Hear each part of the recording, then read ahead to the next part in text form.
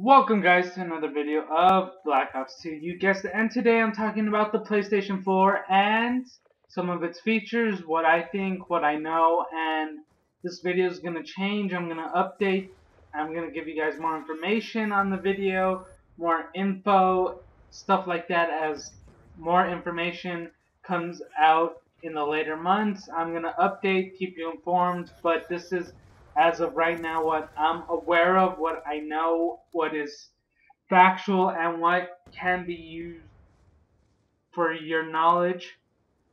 Alright, let's get down to it. Breaking down the price. The PlayStation 4 has three categories depending on what you want. Mainly, the main thing that's probably going to be different is whether it comes with the PlayStation Move or how much memory you have it in, or the combination of both. It just depends. The starting price is $399, $499, and $599, and this gives it quite an advantage over the Xbox One, starting at $500 or $499 if you want to be precise. So if you want a PlayStation 4, it's going to be a little cheaper to get it than the Xbox One due to the fact that it needs Connect with it, and that's why the price of it is a little more expensive. So, alright. After that, the main difference is, like I said, going to be memory. Some people say they aren't going to buy it off the start, and Sony has never, to me, Sony has never really had a problem with any of its systems off the start. Like, all of them, I've never heard anyone really complain about a system failing.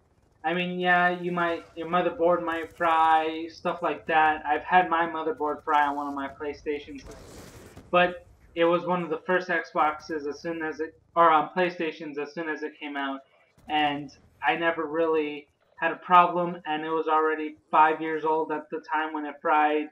So I pretty much paid about $100 a year when it came out, so I wasn't really complaining. It lasted me that long, and it was a good system, and I bought another one. Features. Some of the features that it's going to have is, which a lot of us are interested about, is, going to be different stuff. Some of the features are exclusives from Naughty Dog, Sucker Punch, and games like that. Very Japanese-oriented games. But, we don't know. This is just off the start. This is just what PlayStation 4 is going to have at the opening gates of the next-gen console wars. Alright, the next one is seamless integration with social networks.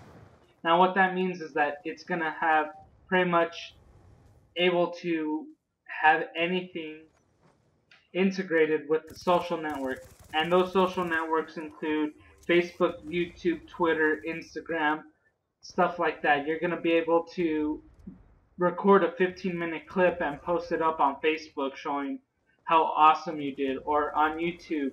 It won't matter. If you want 15-minute clip of a Call of Duty video, of a God of War video, of a, Infamous Sun video, you'll be able to post it up because you will have that game capture of 15 minutes. The DualShock 4 controller. That's another advantage exclusively to the PlayStation. The DualShock, a lot of people like, a lot of people don't. It just depends on the person. I personally like the DualShock. I think they react great. The sensitivity is great. I think the controller is very fantastic. And also that there's going to be a touchpad in the middle.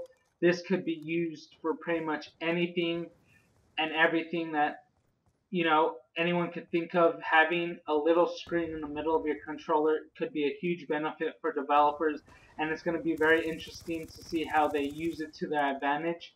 Maybe put a mini-map in the side of the controller for those big RPG games, for Skyrim, stuff like Assassin's Creed, to where you don't have to start and go through the menu and find the map and waste 2 minutes looking. Instead, just look at your controller and waste about 10 seconds compared to 2 minutes. Another advantage is free bonuses, content for specific games. It is, although minor, but specific content for games. It'll be released. We don't know what games. We do know that it will be Assassin's Creed and, as of right now, Infamous Son 2. But other than that, we're not really sure what they mean by this, but there will be timed DLC for those games and free if you do get it. And free content from the PlayStation 1 and PlayStation 2 games available to stream from the PlayStation Plus. So, when I mean PlayStation Plus, you're ultimately going to have to buy an online pass like Xbox Live does. You're going to have to pay to play online. Now, this is a different change from what we're used to because we're used to having the PlayStation Network for free. But I think this is a good idea because now Sony will be able to buy and, be able to try to get those exclusives for Activision, for Call of Duty, compete with games that Microsoft does that they normally wouldn't have because of the budget.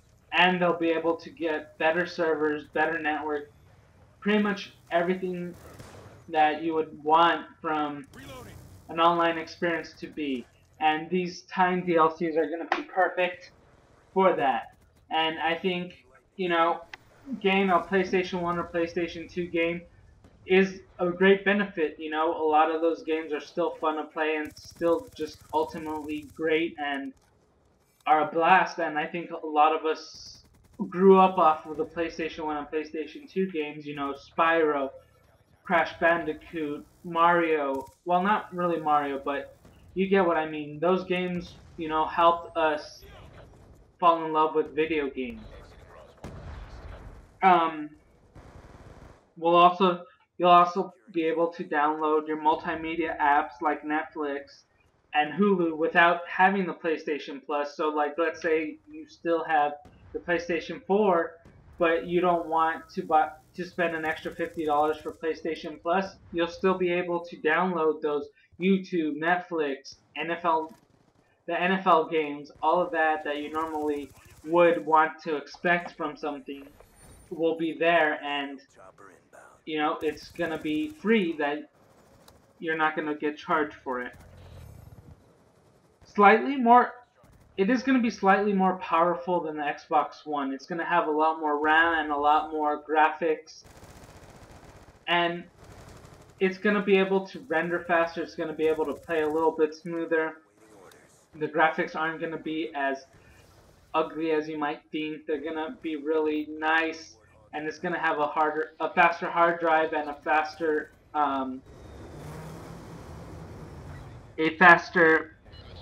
core processor. It's going to be slightly faster than the Xbox, although they're almost similar. It has like a 40 advantage, which is not a lot. It's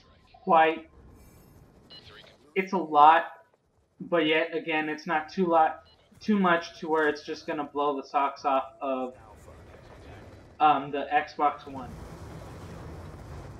It is going to have removable / upgradable hard disk drives, which is always great. You could always upgrade to a terabyte, which will be awesome for a lot of people who are interested in upgrading those hard drives because, buying movies, buying games fills up those hard drives really fast. And the benefit of PlayStation 1 is that you'll be able to transfer everything over once you do get those hard drives. And,